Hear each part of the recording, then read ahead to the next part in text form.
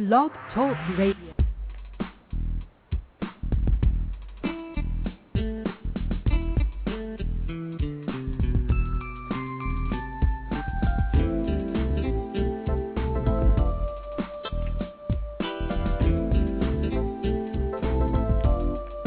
Hi everyone, and welcome to Franchise Interviews, where we're asking the franchipreneur who owns one. I'm your host, Marty McDermott, my co-host, Don Johnson, and if you've ever dreamed of owning your own business, then you've come to the right place. We have a great show this morning. We're meeting with CEO Fez Ogbazion of Instant Tax Service Franchise Opportunity. Fez has an incredible story which he's going to be talking about on segment 2 of Franchise Interviews. So stick around because we got a great show.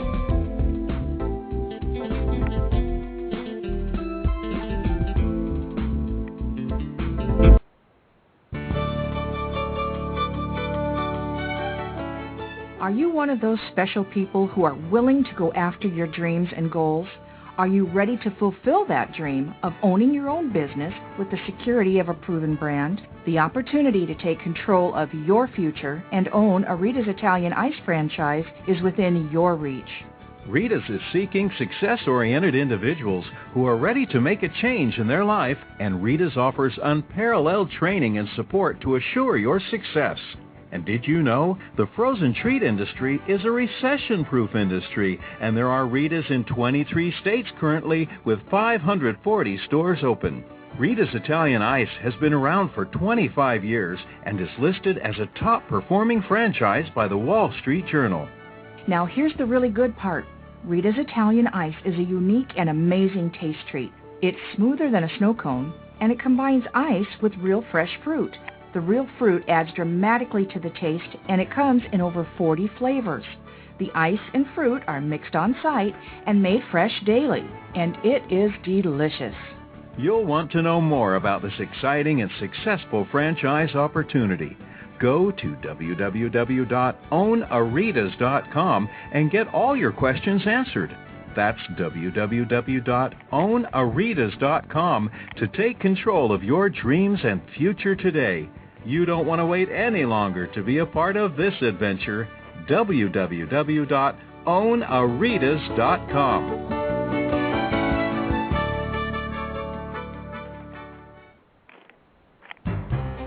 Franchise Interviews. For over 2 years now, Franchise Interviews has been giving you an up-close, behind-the-scenes look at franchising and entrepreneurship. Through our website, franchiseinterviews.com, where you can hear and read interviews as well as get tips from some of the most successful sources in franchising. And our weekly franchise radio show, where each week you get to hear a new interview with franchisors, franchisees, franchise authors, experts, and attorneys. And our free franchise newsletter, which is a must-read for anyone looking to buy a franchise. And don't forget to listen to our podcast, Great Quotes in Franchising. For more information, go to franchiseinterviews.com or call us at 610-905-2919. That's 610-905-2919.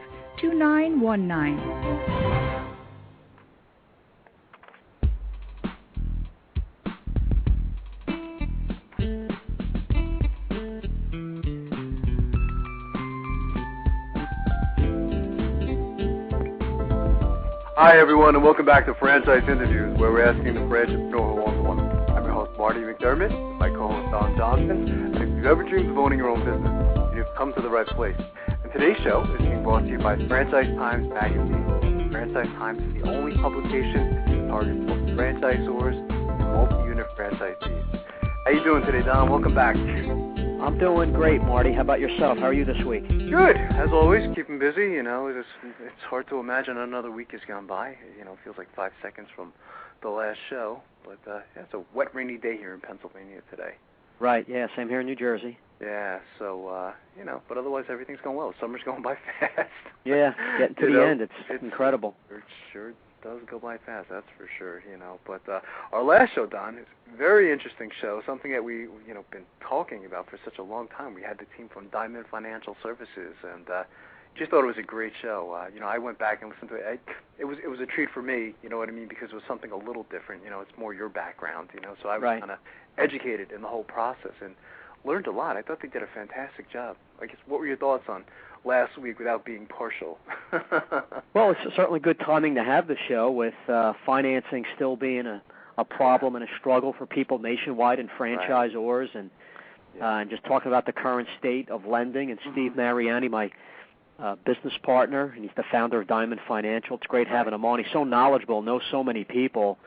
He's always on top of what's going on with latest news in SBA and business lending with lenders and everything. So it's good having him on. And then Bill Seagraves, our Denver, Colorado office, and he has a niche especially also in retirement rollover services, which is what a lot of people do to start up a business or franchise. So it was a good, nice informative show.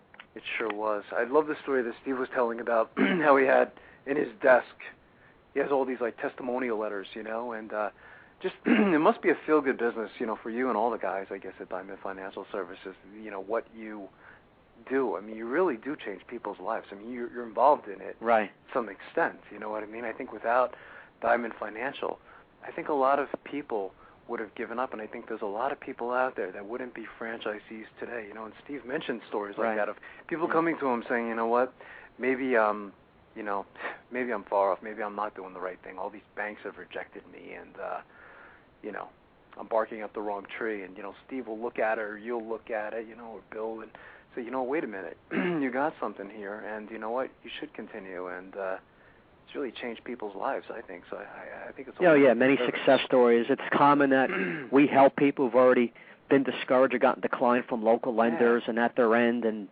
then they get referred to us by a franchisor or find one of our sites, and we help people. One of our slogans is, why use one lender when you can have access to them all? And we're always on top of which lenders are out there lending. More than ever these days, lenders are changing their criteria, and they're all over the place. That's in good times and bad times. Diamond's always needed because lenders are very inconsistent and slow, and they change terms. And so we're here to bring consistency and just of course, maximize someone's chance of approval. That quote, that percentage, 84% of loans get declined because they're not packaged up completely or correctly, or the loan's not sent to the right type of lender at such a high number.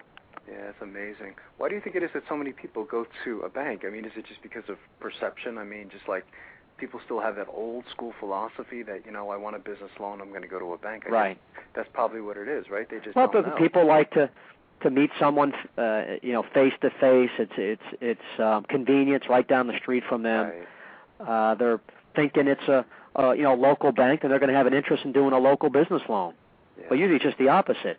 Most of the people we've helped over the years, over 10 years, most of the time the people have never even gone to that bank. Wow. Because a lot of SBA lenders are preferred SBA lenders in many states, but they don't have branches in that state. Right, exactly. So a lot of it's done through the mail. Wow. People can get better terms and have a better process of most of the time working with a bank that they'll probably never meet, I guess, in person.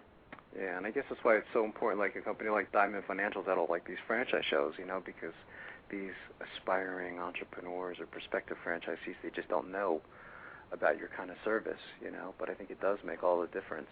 Yeah, there's so many crucial parts. You really need a specialist, someone to coordinate, manage it, go to the right lender, get the best terms, have someone be on the side of the franchisee and the borrower, not the lender. It's always the lender against the borrower. Well, Diamond's on the side of the borrower. Absolutely. It was interesting. So it's just a great show, and again, we'll have the guys from Diamond back next year on the show Definitely, as well. Yeah. So to give the update, because there'll be changes in lending in the fall and into next year. True. That's true. It's always changing. Next week we're doing something interesting. We're doing a lawyer or franchise attorney symposium. And it's going to be like a 2.5 to 3 hour show. Over the last couple of years, we've had some of the biggest franchise attorneys in the country on our show. We've compiled them all together. And next week's one of those shows you just don't want to miss. So that's our first.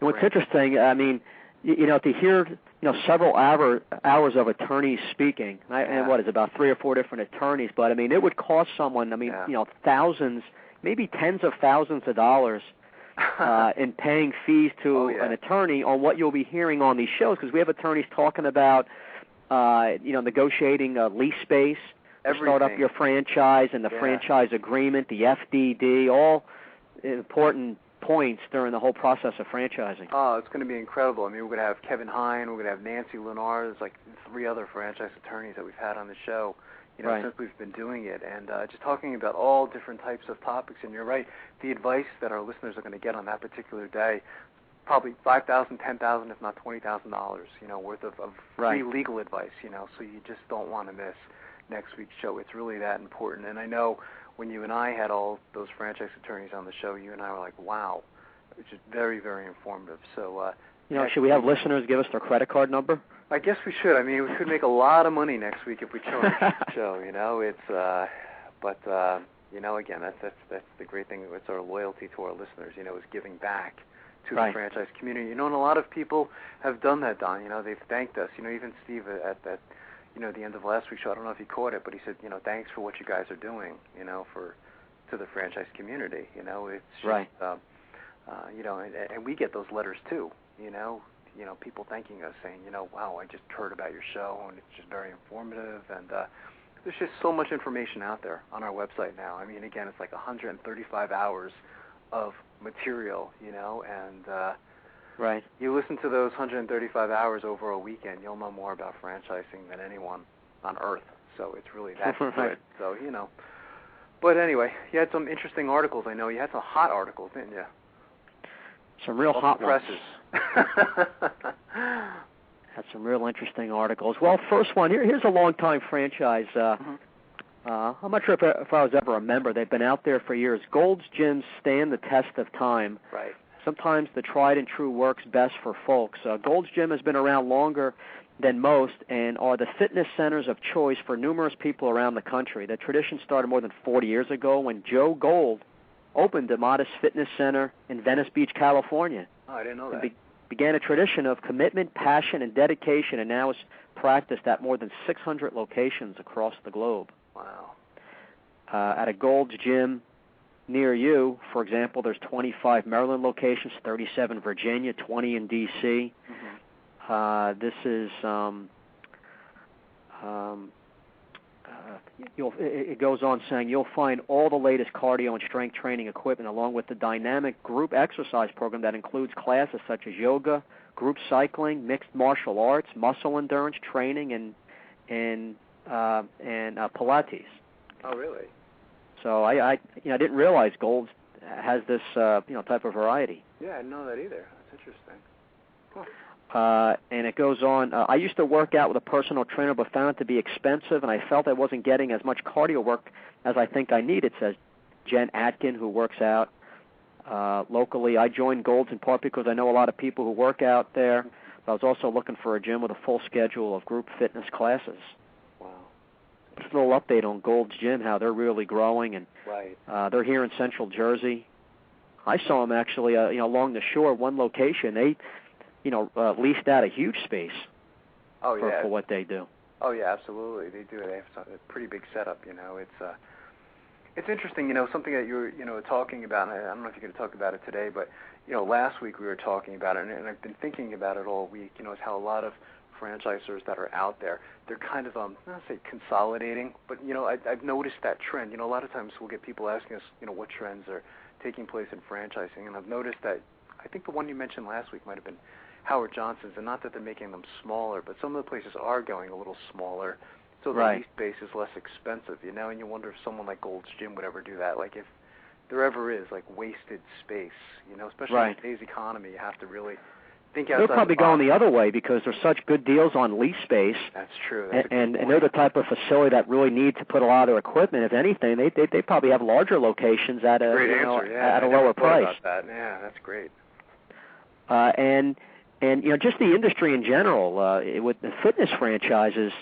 I'm seeing some new ones over the last couple of years, and a franchise like Snap Fitness, like Gary Finley's doing, it's very popular and growing nationwide. It's I guess anything to do with the health and fitness and diet are always gonna be attractive. It seems that way, yeah, absolutely. I think those are here to stay. Here's something, Marty, the Washington Times by Elise Anderson: Jobless seek future in franchising. As Elizabeth Winterhalter and her husband Monty packed up their house in Connecticut for their move, they were eager and anxious about trading the pain of unemployment for the promise and peril of something they had never tried before, running a franchise. Some of these writers, I mean, are just fantastic, you know, the way they start off that first paragraph, you know. Monty was managing 1,200 employees at a JCPenney's East Coast office and worked for them for 35 years. He did everything for them. Then in January, they let him go. That was the only job he ever had. He started as a supervisor and then worked his way up to the head guy. Losing his job was a shock, said his wife, who also found out in February that her teaching job would be reduced to part-time. Oh, my God. Unbelievable. Unbelievable. You think, what can we do? And we decided to turn the whole thing around. We knew we would have to move. We had a big house and expensive house payments, she said. The move is taking Mr. and Mrs. Winterhalter more than 300 miles to a rental house where they will live while trying to negotiate a lease location for their Red Mango franchise, which will serve healthy, non-fat frozen yogurt in the Washington area. Wow. Franchising has become a popular trend among those recently faced with unemployment because of cutbacks due to the recession, a fate that both of them experienced in the Hartford area. Wow. I mean, franchising has really been responsible for saving a lot of these people's lives, if you think about it. You know, I mean, what else would they have done, some of them? You know what I mean? And right. So it is interesting. I'm curious, and I don't know if the article says it, but why they selected this particular franchise. You know, that's always an interesting story for me. What was it about that particular franchise that stood out above the other, you know, several thousand that are out there? It's kind of that's always interesting, and that's why recently we've had franchisees on the show. That's always a question we want to ask about training, how they chose the franchise, how was their due diligence process. Alyssa Harrison, Vice President Communications and Marketing for the IFA located in Washington, said generally during recessions we see an increased interest in people wanting to get into franchising. But what's most interesting is that there is an increase in the experience and quality of people because they are often highly skilled workers who have been recently laid off.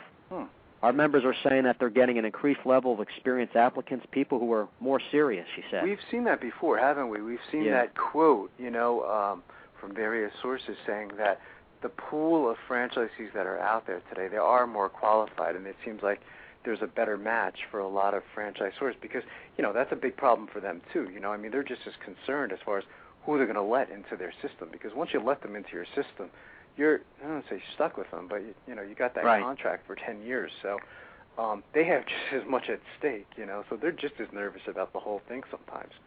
Exactly. Good point. Yeah, we have mentioned that a few times last couple of months. In a 2008 report for the International Franchise Association Educational Foundation, PricewaterhouseCoopers said that in 2005, business format franchises operate 773,000 establishments in the U.S., a number that grew to 847,000 by 2007. Wow. That might be a new statistic for us. It is a new statistic, yeah. I mean, I think you and I have been talking, saying that we were predicting by 2009 it was going to hit 1 million units, but I don't know how far we are from that. You know, these statistics you always have to be a little careful with, you know, who it's coming from and how they're counting, but yeah, I would say it's pretty close to that number. That's interesting. Says the number of full-time and part-time jobs provided by franchise businesses increased from 9 million to 9.8 million during the same period. Although these numbers were expected to decline slightly in the 2008-09 due to the recession, the decline in the number of establishments and output were predicted to be less substantial than the growth seen in 2007-08. As franchising becomes more popular among the recently unemployed, these franchisees are hoping the franchise industry fares better with other industries in today's economy. It's make it or break it right now, but with a lot of hard work, we can be successful, Mrs. Winterhalter said, after explaining that her husband's severance check is being used to fund the franchise. Wow. We couldn't even try to get a loan for a home because it's so hard. You can't get a loan if you can't show income.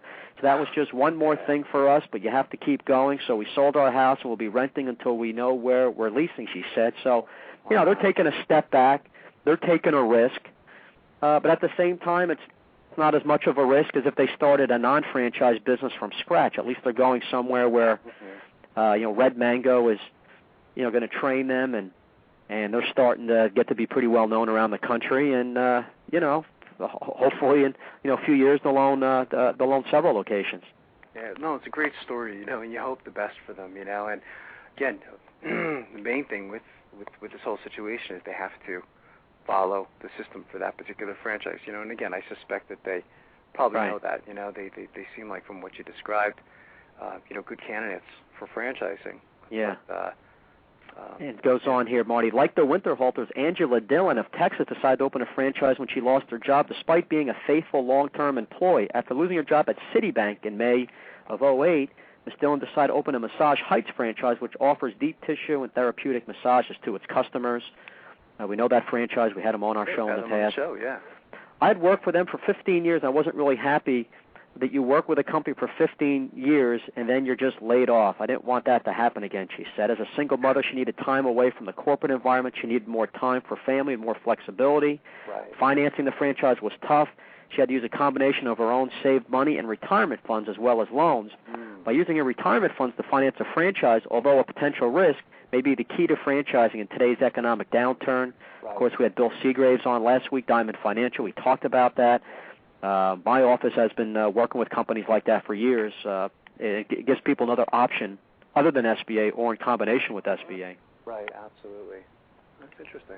There's been a common theme on the show, too, yeah. I mean, that situation, again, working 15 years for a company and then just, sayonara, Yeah, it's the way it goes. I mean, it's a shock, and then what do you do? And it's people have to react quickly and take a risk, and, it goes back to that forced entrepreneurship.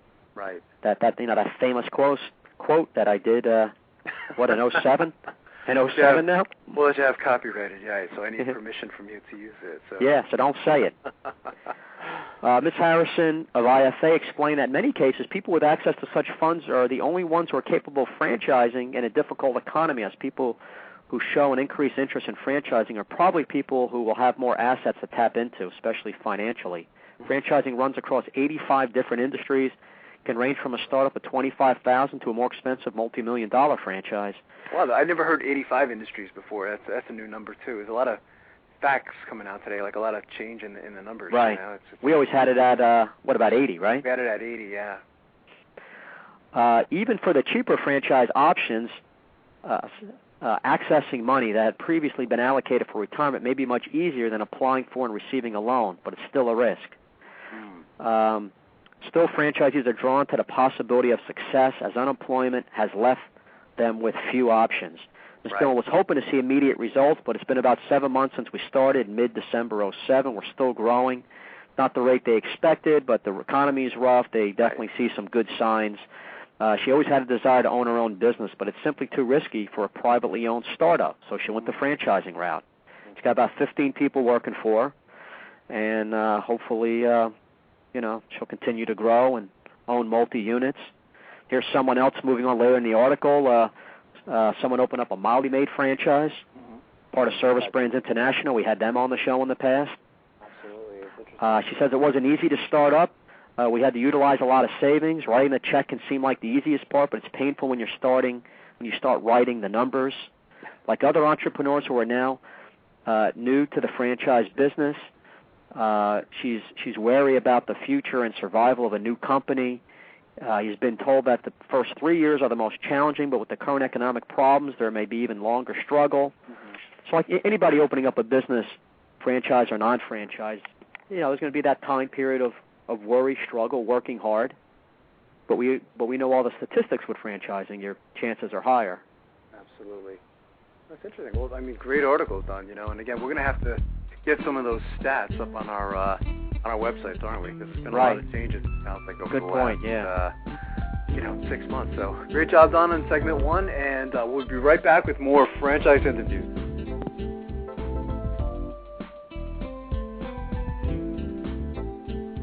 Big Mouth! Okay, you've got my attention. It's a rare event in the world of franchising when an opportunity comes your way that can and will thrive in almost any economic environment. It's here, and its name is Big Mouth Advertising. Big Mouth. BMA is a leader in the exciting world of mobile media advertising. Why is mobile media advertising able to defy the economic cycles? The answer is obvious. In times of economic weakness, advertising is crucial for survival as the consumer dollar is scarce and the competition fierce. What is mobile media? It's the newest and fastest growing segment in the advertising world. Mobile media brings the message directly to the consumer. Mobile media goes to the consumer in traffic, where he eats and where he plays. It quite simply cannot be turned off or thrown out. And when you join the Big Mouth team as a franchisee, you are joining the best. The Big Mouth advantage is simple and successful. We invest in a strong infrastructure and in great people. As a franchisee, you have access to this entire system, including telemarketing, sales maximization, general and administrative support, design and creative services, even billing and collection services. All you need is a mobile media vehicle, a driver, and the willingness to create a financially sound and limitless business for yourself. There are no long-term leases to sign, no expensive build-outs, no office personnel to hire. You will be part of the Big Mouth advertising community and share its entire website and reception services, as well as its complete back-office services. This virtual office guarantees you the freedom to close those sales that will make you a success. We are so proud of our successes that we have voluntarily disclosed our revenue statements. Now, how many other franchises are doing that? Even in these historically rough financial times, Big Mouth Advertising has become a dominant force in the mobile media industry. Join the Big Mouth team and take the first step toward financial freedom. Please call Ron at 888-98-GO-BIG. That's 888-98-GO-BIG. Big Mouth! Need a business loan? Talk to Diamond Financial Services, the experts in franchise financing nationwide. Whether you're looking to start a franchise, acquire an existing franchise, or expand your territory through opening new locations, Diamond Financial stands by your side start to finish. From pre-qualification to packaging and presenting your application to securing a financial commitment and through the loan closing process, Diamond Financial is there. While you're waiting, thousands of others are making their financial dreams come true. Don't wait any longer. Pre-qualify now by completing a confidential, no-obligation financial analysis. Let's face it, traditional banks just aren't in the business of financing small business. At Diamond Financial, we specialize in securing franchise loans from $100,000 to $3 million and equipment leasing up to $150,000. Let us help you get started. Go to www.franchisefunding.net or call 877-508-2274. That's franchisefunding.net, 877-508-2274.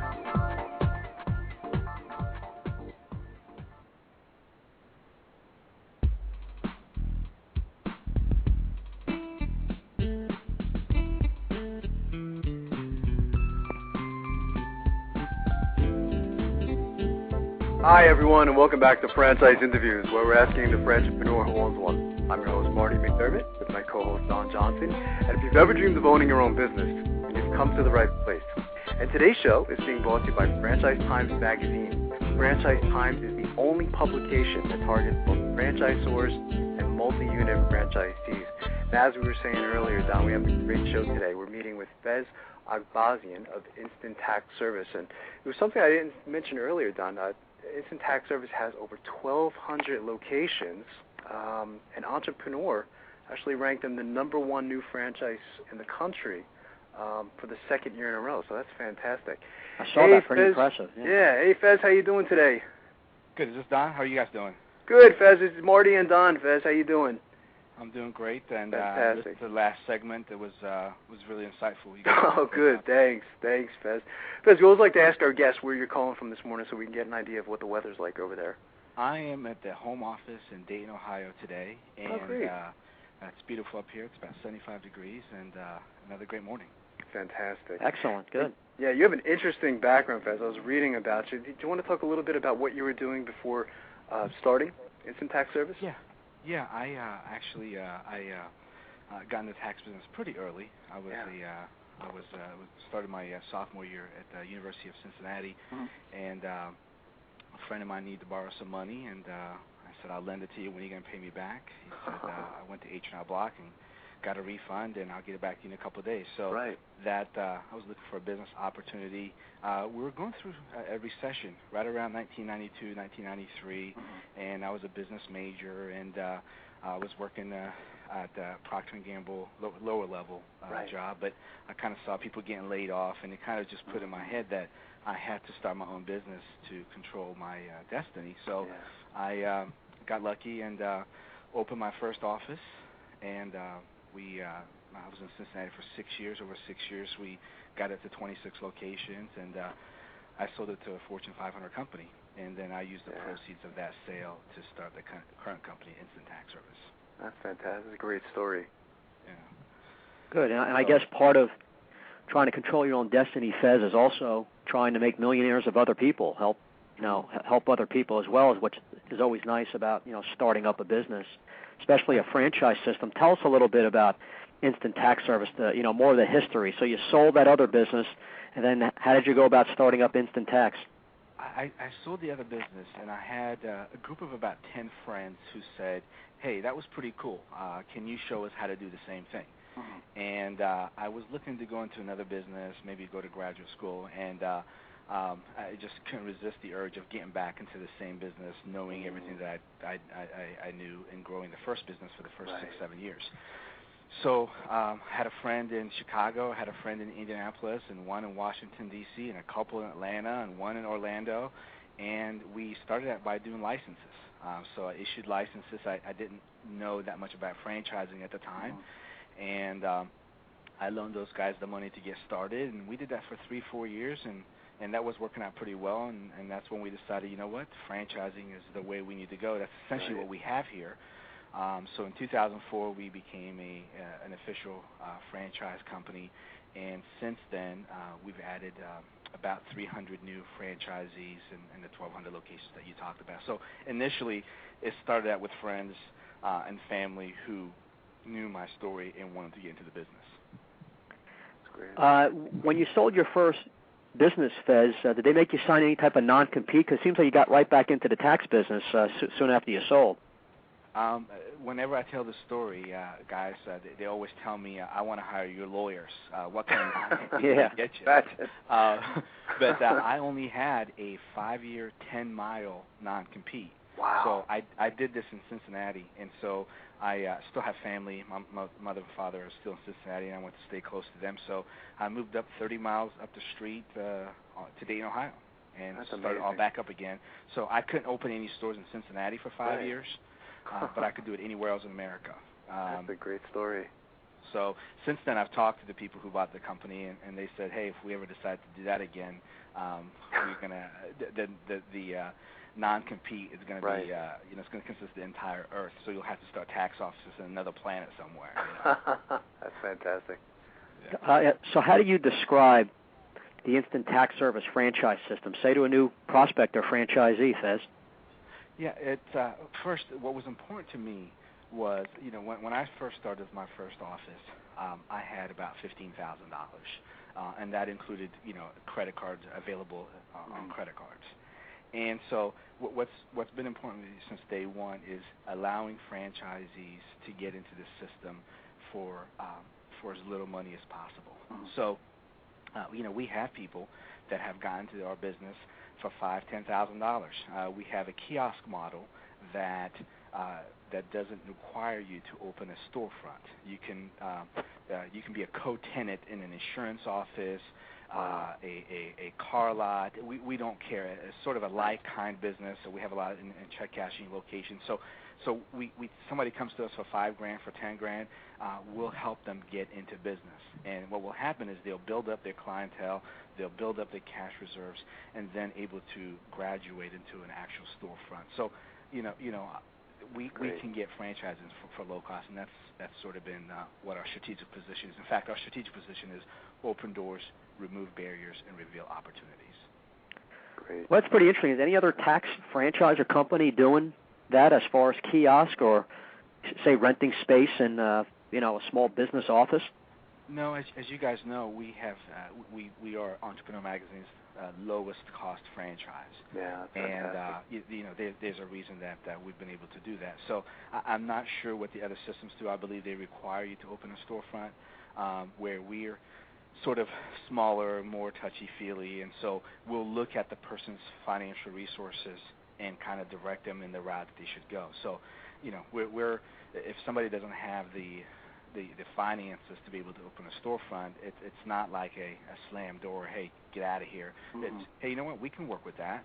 Right. Why don't you try this and build your clientele up, and then you can grow into this. And so that's what we try to do, but I don't think other franchises do that. Yeah, interesting. Oh, it is interesting. And it's such a big market, too, Fez. It's that great, I can't remember who said the quote, is it one thing certain, death and taxes, So, Right. You talk about, the market being huge. There you go, And, there's something else I forgot to mention, too, in your introduction, Fez. You guys weren't you ranked, I guess, the National Minority Franchising Initiative, was it top franchises for minorities, which is another great accolade. Yeah, I appreciate that, and there really isn't that many franchises where not only is the owner, founder a minority, but I believe right now about 40% of our franchisees are minorities as well, and that sort of just goes and speaks a little bit more about opening doors, revealing barriers, right. and opportunities. In that you don't get, if we see somebody who's got the hunger and the drive, we don't turn them away. We can work with what what they have. Absolutely. That's fantastic. Well, I think you're positioned pretty nicely because during this rough recession, I don't know what the exact statistic is, but many franchises that are getting sold are under 100,000. Yeah. And that puts your franchise at something that people will look at, and like what Marty said, hey, this is a service that's always needed. Right. You know what? We've had a record sales year. That's incredible. We will sell more franchises this year than we've had before, and I'll be quite honest with you. We were initially worried about it when we had our area developer conference earlier this year. I warned all our area developers, I think it's going to be the hardest year selling for you guys, just because of the economy. I think people are scared, cash is king, and they're not going to be willing to part with that. And that hasn't been the case at all. It's because of massive layoffs, because insurance agencies are getting hurt because of the Geicos and the Progressives of the world, because real estate agencies are getting hurt, because mortgage brokers are getting hurt. You got all these guys looking for other opportunities. So it's been a really, really great year in terms of sales. So if you're the low-cost franchise person, there's still incredible opportunities out there. Yeah, you can see a lot of people have been, burned, I guess you could say, by corporate America. Don and I were talking about the stories in segment 1, even over the last month, and it's just, it's really sad, when you hear some of these stories, and I don't think people want to go back to that. You know what I mean? It's just, there's not much security there. Yeah, it's really dead. Now, you mentioned, Fez, some of these industries, and, everybody seems to get hurt during a, rough economy. Do you see certain types of businesses that are adding on instant tax as an add-on business and revenue stream for their office, like an insurance agent, or some of that stuff going on too? That's a great question, and that's sort of where a lot of our sales are coming from. We just signed up a 30-store operation in New York of insurance agents where, hey, Fez, we've seen a 50% hit on our business because, when somebody is sort of stretched pretty thin, insurance is the last thing that they want to pay. Right. So our revenues have gone down. So we had a couple guys last year add taxes to their services, and that worked out so well that a lot of their friends joined. So we just sold a 30-store chain in New York to go ahead and add taxes to their business. So that we're seeing a lot of that. Yes. Wow, that's a great story. Particularly with insurance agents. That makes a lot of sense. Wow, interesting. Yeah, no, it is very interesting. How has technology played a role in your business, Fez? Well, the thing that is sort of the driver in our business is, again, during a tough economy, is speed of the refund. Right. It's what we do essentially is somebody comes into our office, we prepare the tax return, we transmit that tax return. The IRS gets it. We get that acknowledgement back. Then we send it to a bank, and then the bank looks at it, and they approve or deny the loan, and the person walks out of our office with a check. Everything I just mentioned happens in about 10 minutes. So technology is huge for us, and when you make your money in 15 weeks, and you have the other 9 months to think about what you did wrong, if you did something wrong, or what didn't go right, it's sort of a really, really tough time. So speed of refund, communicating during that short period of time, making sure the advertising's working, and we know what station's working, what station's not working. So we're sort of the average age of our leadership team is 34 years old. So we utilize technology a lot to grow our business, and that's one of the things that I'm really proud of in what's helped us grow the last few years. That's great. And it's an interesting business too, Fez. I mean, because I guess it is kind of like, I guess you could say, like a seasonal type of business where I guess, during the first part of the year, I guess your franchisees are very, very, very busy, and the other part, I guess they can kind of gives them a lifestyle, right, where there's more time for family, or I mean, what do they do during the off season? You know what? That's a great question, because last year we had one of our franchisees whose wife had a baby. I believe they had to deliver after 6 months. Right. And so he was in the prenatal care for the entire month of May, June, July, August, and September. And the nurses wanted to know, hey, we don't see you going to work. Where do you work? I mean, you've been here the entire 5 months. And so that is the fantastic thing about this business. Oh, yeah. It allows you time there's a downtime. So we sort of have two groups of franchisees. The franchisees who've been doing this for some time, I would say 3 years plus, really do nothing for the rest of the year. That's amazing. It's raise family, trips, whatever that person wants to do. We have a couple of franchisees that own a couple other franchises, and then there's sort of the new crop of franchisees who know they have to go get another job until the following tax season. Just own another franchise, or in the case of maybe some of those, bookkeepers or insurance people who are going to be operating year-round, and this can be the time of year that they can really bring in the revenue. And that's exactly right. We actually looked at developing our own second and third brand that our franchisees could run from their stores, and we just found it a lot easier to get in somebody else's storefront that was already offering insurance, that was already offering real estate services and that sort of thing, and kind of co-tenant with them was sort of easier for us than having them build 2 or 3 businesses at the same time. But that's exactly right. It makes it easier for those guys who are already used to working year-round. Is there any numbers on the industry, Fez? I mean, as far as like how big this industry is? I mean, I know it's pretty big. Yeah, well, as you said, everybody has to file a tax return. And last year, 61% of Americans who got taxes filed went to a professional to get their taxes prepared. So that represents about 80 million tax returns. What's sort of unique in our industry is when you look at the top 4 or 5 largest tax preparation people, H&R Block, Jackson Hewitt, Liberty, and us, combined, we do about 22, 23 million of the 80 million tax returns that are available. The other 60 million plus go to accountants, mom-and-pop shops, and that sort of thing. So it's a highly fragmented industry where there's a lot of opportunities for somebody to come in and take market share away from the large guys or from independents. Well, that's what a lot of people don't realize. There's still a lot of room for growth to be a franchise owner. They're thinking the H&R Blocks and Liberty Tax Service have the bulk of the business. It's just the opposite. That's exactly right. This is sort of one of the few industries where when you look at burgers and McDonald's, or when you look at rental car with Hertz, the top guys end up having 45, 50, 60% of the overall business. Our business is sort of unique where the largest guy only has 16, 17% of the overall paid tax preparation industry.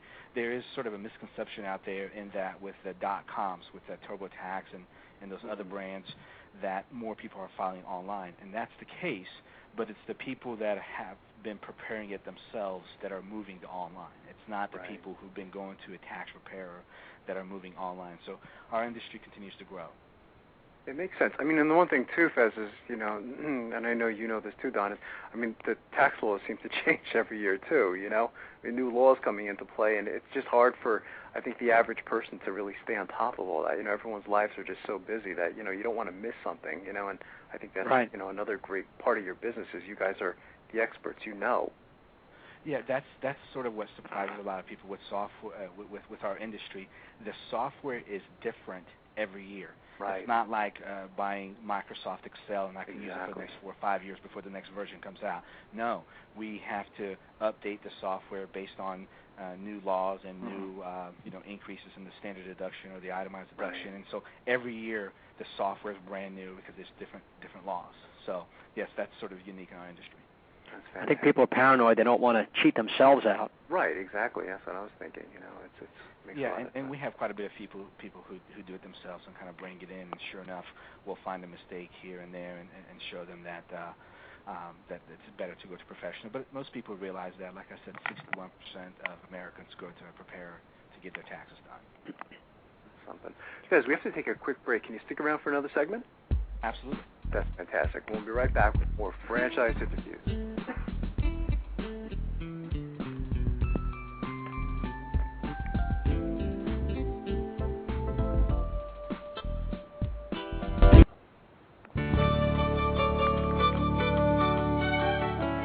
Are you one of those special people who are willing to go after your dreams and goals? Are you ready to fulfill that dream of owning your own business with the security of a proven brand? The opportunity to take control of your future and own a Rita's Italian Ice franchise is within your reach. Rita's is seeking success-oriented individuals who are ready to make a change in their life, and Rita's offers unparalleled training and support to assure your success. And did you know the frozen treat industry is a recession-proof industry, and there are Rita's in 23 states currently with 540 stores open. Rita's Italian Ice has been around for 25 years and is listed as a top-performing franchise by the Wall Street Journal. Now here's the really good part. Rita's Italian Ice is a unique and amazing taste treat. It's smoother than a snow cone, and it combines ice with real fresh fruit. The real fruit adds dramatically to the taste, and it comes in over 40 flavors. The ice and fruit are mixed on site and made fresh daily, and it is delicious. You'll want to know more about this exciting and successful franchise opportunity. Go to www.ownaritas.com and get all your questions answered. That's www.ownaritas.com to take control of your dreams and future today. You don't want to wait any longer to be a part of this adventure. www.ownaritas.com.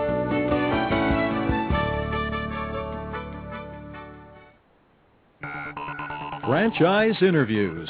For over 2 years now, Franchise Interviews has been giving you an up-close, behind-the-scenes look at franchising and entrepreneurship. Through our website, franchiseinterviews.com, where you can hear and read interviews as well as get tips from some of the most successful sources in franchising. And our weekly franchise radio show, where each week you get to hear a new interview with franchisors, franchisees, franchise authors, experts, and attorneys. And our free franchise newsletter, which is a must-read for anyone looking to buy a franchise. And don't forget to listen to our podcast, Great Quotes in Franchising. For more information, go to franchiseinterviews.com or call us at 610-905-2919. That's 610-905-2919.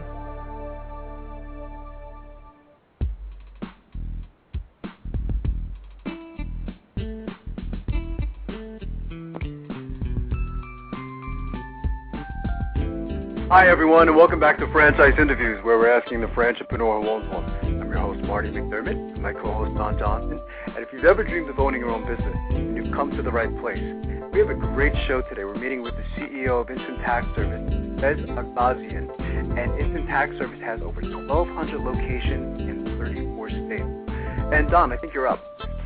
Yes, Fez, talk to us a little bit about what you feel, what types of characteristics you look for in a franchisee. It's one thing that's sort of been really helpful in the growth of our franchise and me as a franchise executive is going to the IFA every year and just learning from other franchisors. The fact that you can just walk up to Fred DeLuca and ask him questions is just a great testament to the IFA. Right. Yeah, it's a great show. True, yeah. And so I don't feel ashamed to say that was sort of like every franchisor when we first started. If you could write us a check, we let you into the system. Yeah. I've heard that from everybody down there. Right. But once we grew up, we actually have a discovery day where we kind of tell the people about the system. Then we give them a disc assessment that lets them know what kind of personality, what their strengths are, what their weaknesses are, and we let them know if this franchise is the right business for them or not.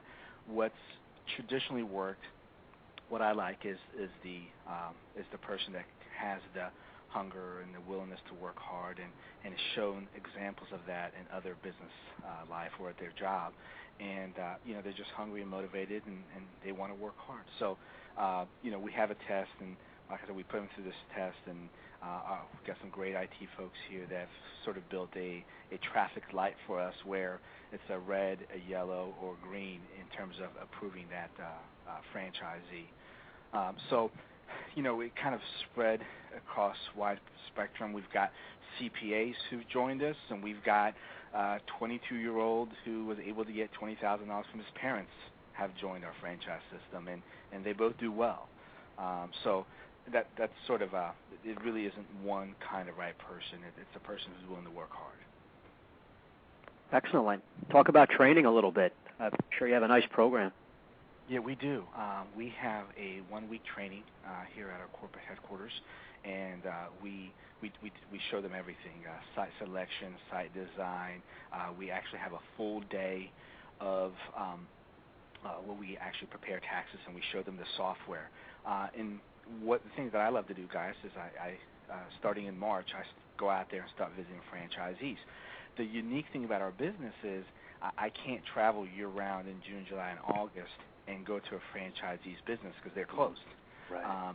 I got to do it during that tax season. So one of the things I learned this year was, hey, Fez, training was great, but it didn't really prepare us for what that first day is like. And there are franchisors out there who require you to work in one of their stores before you own your own. And in our business, that's not possible because, again, if somebody buys in July, they have to go through that first year before they open their own business, so it's not realistic. So what we added to training this year is we're going to have a day here in Dayton where we invite 50 to 100 of our customers and give them money to come and show up and be a client in August and September and October doing our training so that we can sort of show them what tax season is like in doing training. Because a lot of our franchisees, just that first day is just really, really tough. So that's something that we're adding to franchising to our training this year. Make for a smoother transition. It's a good idea. Right. Absolutely. Yeah, it should make it a lot easier. One of the questions we like to ask someone like yourself is what advice would you give to an aspiring entrepreneur looking to buy a franchise? The majority of our listeners are aspiring franchisees. What would you say to them?